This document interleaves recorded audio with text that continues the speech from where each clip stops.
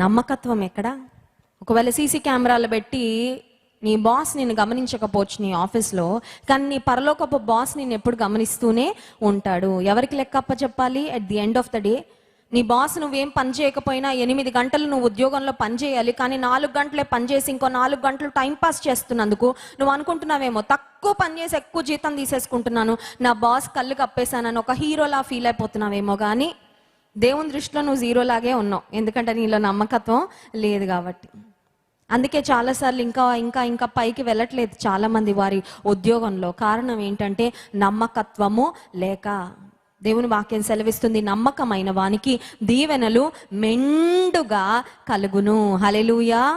నమ్మకత్వం ఉండాలి. ఏ విషయాల్లో నమ్మకత్వం ఉండాలి? దేవుడిచ్చే ధనం విషయంలో నమ్మకత్వము ఉండాలి, దేవుడిచ్చే సమయం విషయంలో నమ్మకత్వము ఉండాలి, దేవుడిచ్చిన బాధ్యతల విషయంలో నమ్మకత్వము ఉండాలి, దేవుడిచ్చిన జీవితాన్ని కూడా నమ్మకంగా దేవుని కొరకు బ్రతకాలి.